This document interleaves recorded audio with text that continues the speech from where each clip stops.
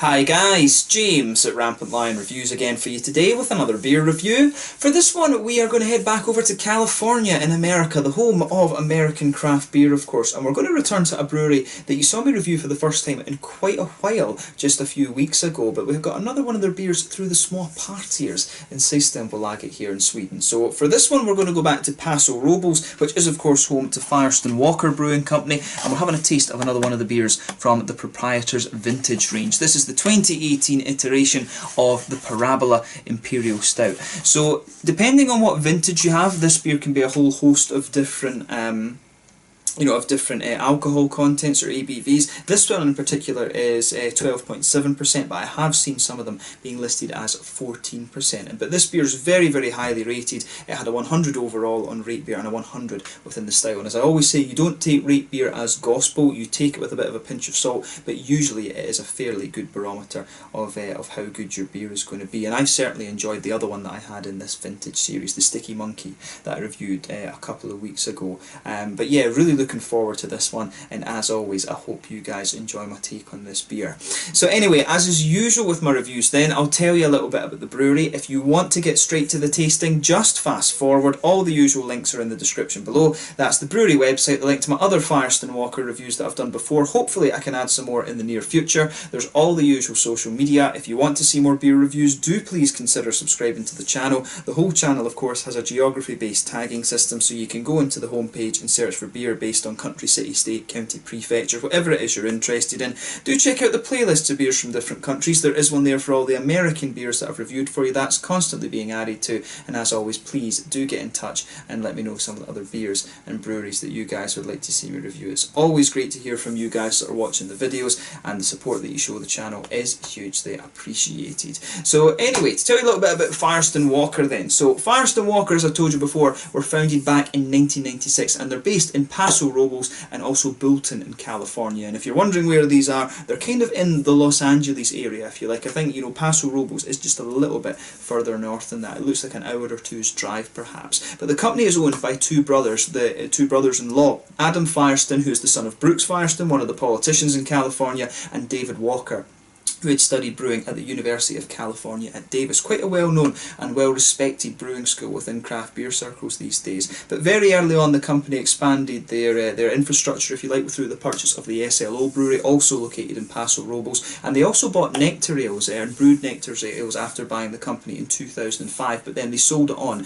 to Total Beverage Solutions in 2012, and this company then reverted to its original name of Humboldt Brewing, and I do believe you can still get those beers actually. But this brewery of course are very well known for their the almost woody taste that you get in their beers. So apparently this kind of oaky taste that you had in the beers was because of the use of oak in casks in the fermentation process in their very early beers that they did. But they continue to use a Burton Union fermentation system where they use oak barrels, and they're one of only two breweries in the world actually that still do this. But the Burton Union system was developed back in 1830, and it's basically a series of oak casks connected to a common trough, and there's a series of pipes in there as well. But basically it allows the yeast foam to be expelled without leaving huge amounts of head foam in the kind of fermenting vessel, if you like, and it also has a system to separate the expelled beer from the foam and then return it into the casks as well. But the latest development of this company, I guess, was that in 2015 they were bought over by Duvel Merkgaard from Belgium, who of course are well known for that little kind of very strong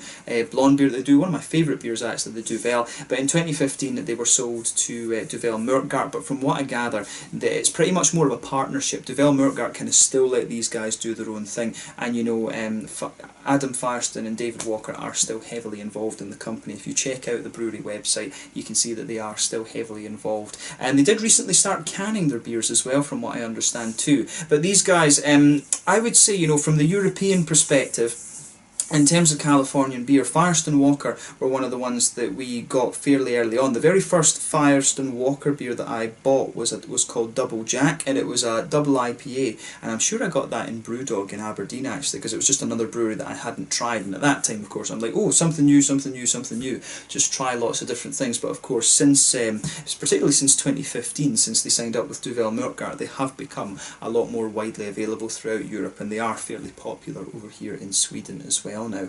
But yeah, that's all you really need to know about the brewery. If you want to learn a little bit more, of course, you can check out the brewery website in the description below, and you can follow them on Facebook and Instagram and stuff like that, and that'll keep you up to date with all the latest goings on there. But yeah, let's get rid of the brewery notes then, and we can focus on the beer itself. So it says on the back here, our brewery began in 1996 when we delved into the rare art of fermenting beer in oak barrels. 10 years later, we took our barrel machinations to the next level by aging beer in vessels inherited from bourbon houses and other spirit producers. Ever since, the resulting beers have been flown under the banner of the Proprietor's Vintage Series, which has become one of the most extensive barrel aging programs in the craft industry. Of all the beers in our Proprietor's Vintage Series, Parabola is the most notorious. It is a beer of immensity, so righteously thick that we can barely push it through the brew house before racking it into barrels from leading spirits producers. The 2018 vintage presents prodigious aroma and flavours of chocolate, charred oak, vanilla, black cherry and coffee, and Parabola is one of a kind sipping experience. It is built to last and will reward careful cellaring for years to come. Enjoy it now,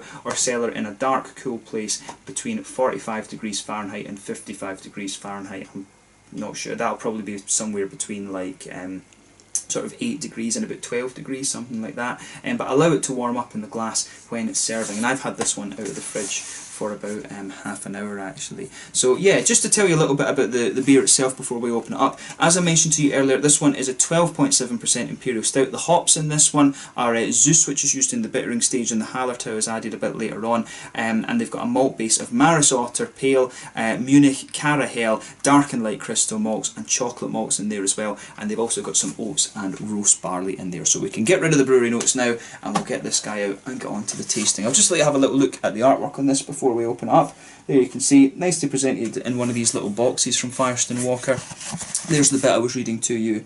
On the back there you can see Adam Firestone and David Walker's signatures on there, along with Matt Bernardson, who I believe is the kind of head brewer or the production manager at the Firestone Walker brewery as well. But yeah, really nicely presented beer, this one. There you can see the lion and the bear. The bear is the symbol of California. I'm not sure exactly where the lion comes from right enough, and there you can see also on the top there as well. And again, was this one? Yeah, this one was imported to Sweden by Spendrup's Brewery once again. As I said, I was a little bit confused at that when I reviewed the Sticky Monkey a couple of weeks back. But yeah, let's get it out and we will get on with the tasting then. I'm really curious to see how this one turns out. And it says on the top here as well that this is the 9th vintage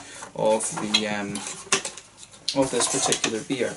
But yeah, as you can see with the bottle itself, well, maybe, yeah, we'll just leave that there, it'll be fine there. But you can see, very similar with the bottle compared to how it was with the Sticky Monkey. But yeah, really nice looking beer this, as I say. There you can see the little top label on this. I think they're copying that idea from the Germans, and this time we are getting one of the lion bottle caps. Sometimes you get bear ones as well, from what I remember. But yeah, nicely presented beer this, a little bit different from the other ones you get from Firestone Walker. One of the series, I think it's called the Easy Jack series. They do have a little bit more kind of colourful artwork on them. These ones are very much kind of technical style artwork on this one. So yeah, let's get it out and we'll get on with the tasting then. I'm really curious to see how this particular beer turns out. Nice little bit of smoke on the opening, and we'll get it out and into the glass. And I'll tell you, as soon as you open this beer up, it smells really quite sweet actually. Let's see if we can sugar it up a bit more and get a little bit more head on it there. There you go. Nice.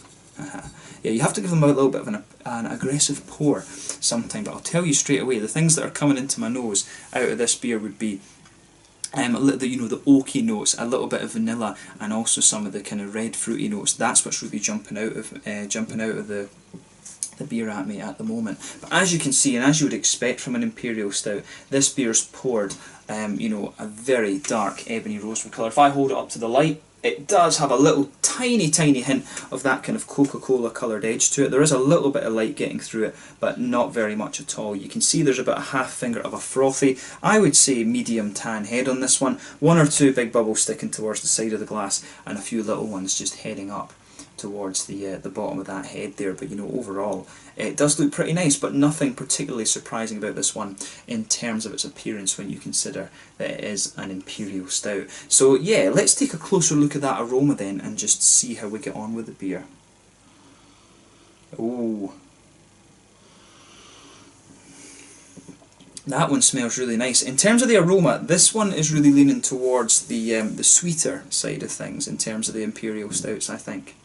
There's a hell of a lot of brown sugar in there. You know, it's got that really strong treacly molasses sort of thing. I would suspect this has had a fairly long boil just to caramelise the sugars again. I said the same about the Sticky Monkey, but to me this one smells as if it's got some really nice big brown sugars in there. I mean, when it's got dark crystal and when it's got caramel in there as well, you know, you are going to get a hell of a lot of brown sugar out of this one.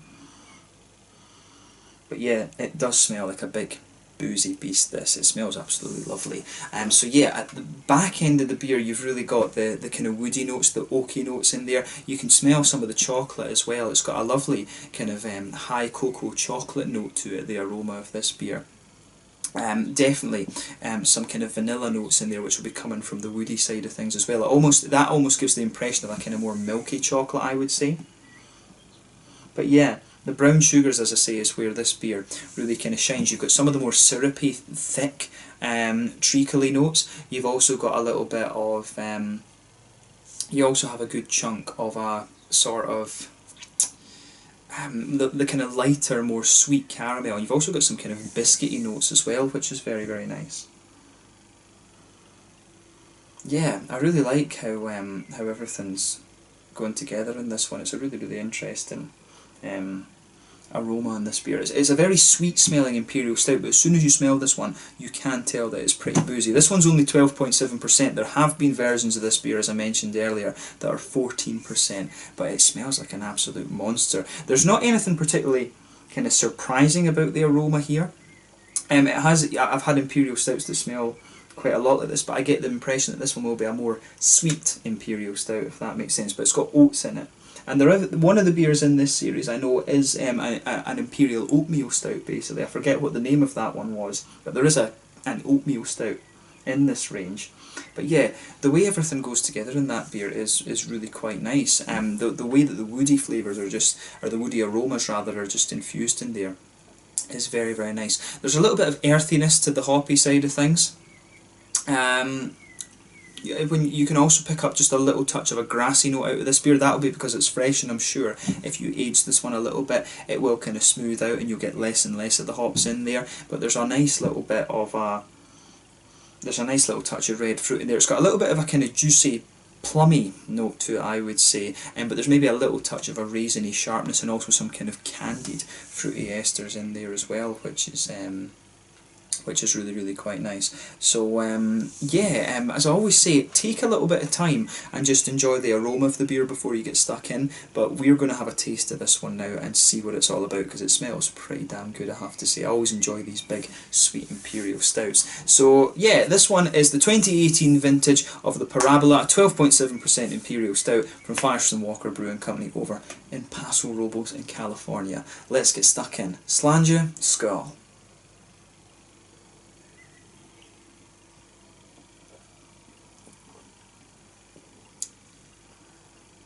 Ooh, that's nice. This one, first impression of this, you do get a bit of boozy character out of this one. I have to say, this beer, it has a lot more roasty, toasty character to it as well. Compared to what I would have thought you would get. I thought this was going to be a really sweet Imperial Stout, and it is kind of nice and a little bit sweet in the beginning, but it really starts to lean a little bit more towards the roasty toasty side of things the further you go into the flavour.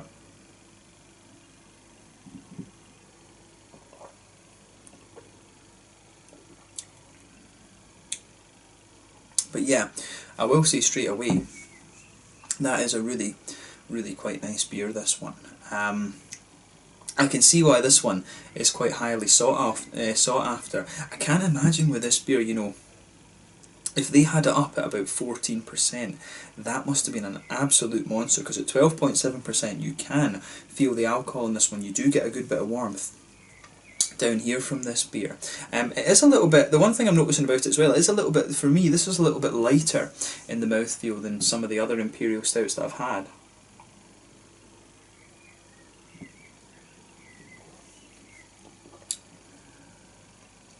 But it is really quite nice actually. I like how everything's going together in this one. Yeah, so let's try and break down this flavour then. So you can feel that there's a little bit of a roasty, toasty black malt just kind of underpinning the whole kind of base of this beer.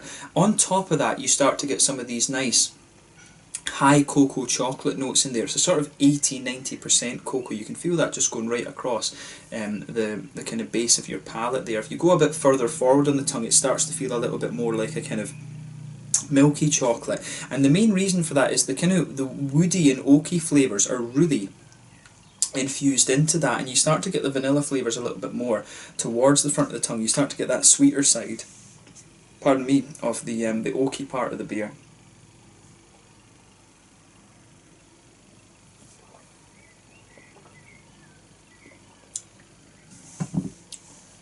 But yeah, I really like how everything's going together in this one. It really is quite nice. I would say with this beer at the start, it does, when your mouth gets used to it a little bit more, it starts to feel thicker, I think. To me, when I drank this, and it was saying on the back, you know, this is one of our, you know, our ridiculously thick beer. And I was kind of thinking, no, you know, not really. But the more and more you drink of this one, and it does say, you know, you let it warm up a little bit, which I did before filming, you can feel that this beer does start to thicken up a little bit, but by no means is this the thickest Imperial Stout that I've come across.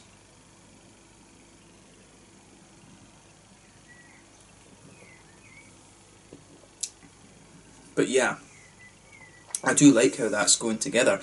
The more and more I drink of this one, the more the kind of roasty black malt side of the beer starts to smooth out a little bit. But you can feel the brown sugars in the very centre of your palate as well.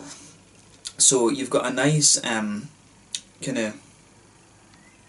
you have a really nice sort of treacly molasses quality in the middle of your palate there, and you can feel that, you know, it's the more kind of caramelised sugars in there. But to me, this one's actually leaning a little bit more towards the sweeter side of the caramel. But the further you go into the aftertaste, the more and more you get of a more biscuity flavour out of this one. You do get a little bit of that almost McVitie's digestive side of things. But to me, the brown sugar side of this beer is quite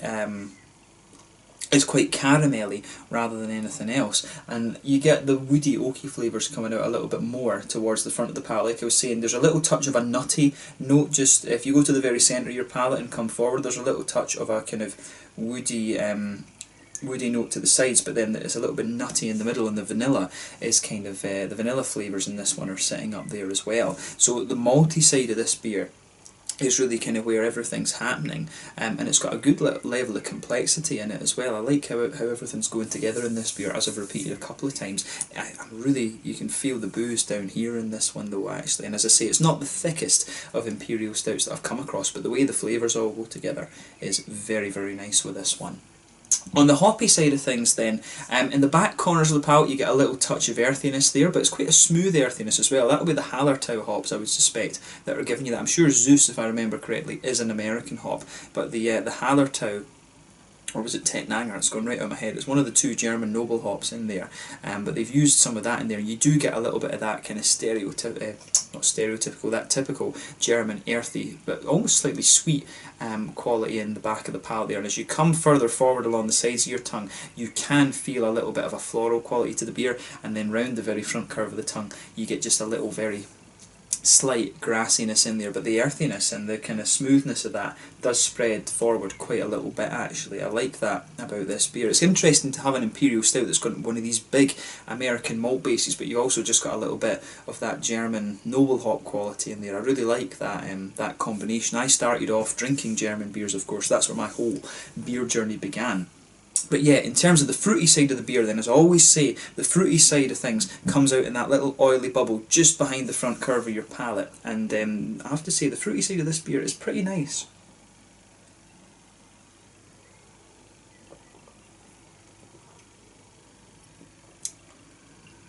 Yeah. So, with this beer, on the fruity side of things, it's interesting. It's quite juicy, and the further you go into the aftertaste, the more candied it becomes.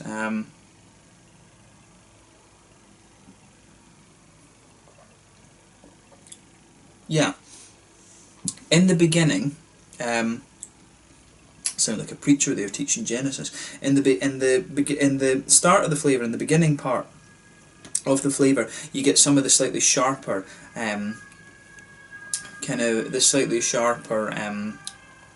plummy notes out of the beer, but you've also got a nice kind of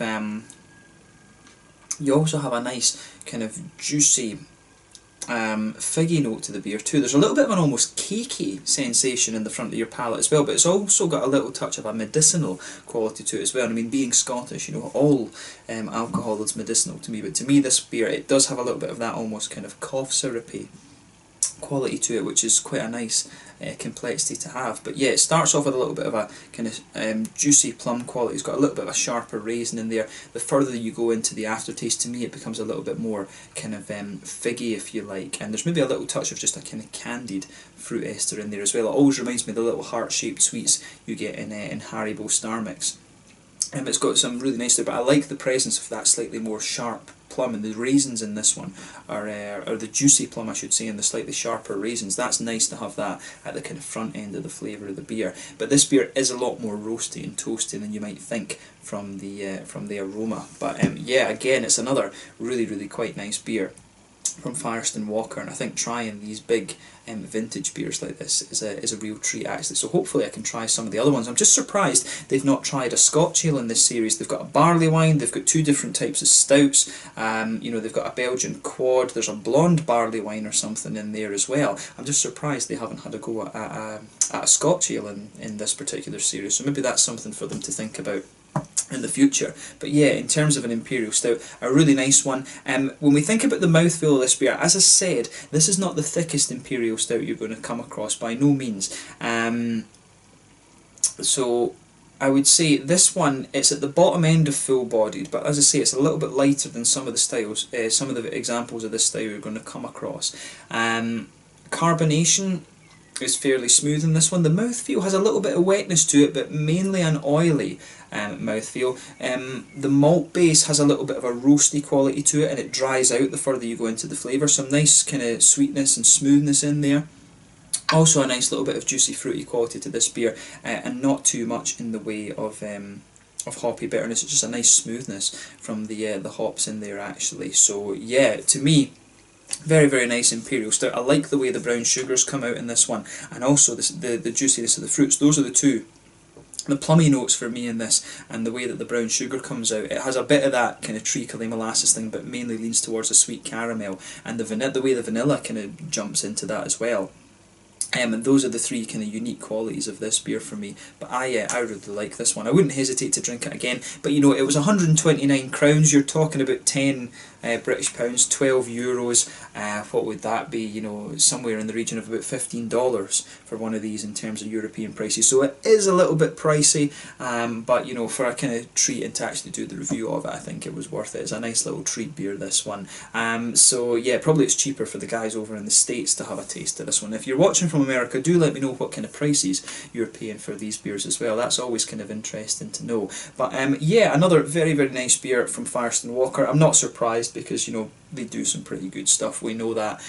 But yeah, let's leave it at that for this. This is the 2018 vintage of the Parabola, an Imperial Stout this year at 12.7%. A really nice, slightly lighter Imperial Stout in the mouthfeel, but with some lovely brown sugary sweetness and nice juicy fruity qualities. So yeah, have a go at this beer for yourself and just see what you think. But yeah, once again, thank you for watching my beer reviews. Until the next time, please like, subscribe, share, all the usual YouTube stuff. Let me know your own thoughts on this beer in the comments section below. Let me know what your favourite beers are from Firestone Walker Brewing Company, and I'm sure we'll return to these guys at some point in the near future. Hopefully I can try a couple of the other beers in this series, and I do hope that they think about adding a Scotch ale to it as well, because this series has impressed me so far. But yeah, until the next time, Slanger just now. Make sure you check out my social media and have a go at some of the Proprietors Vintage Series beers from Firestone Walker in Paso, Robles in California. Until the next time, Slanger just now, and I'll catch you guys later. Slanger, skull, have a go at this beer. Cheers.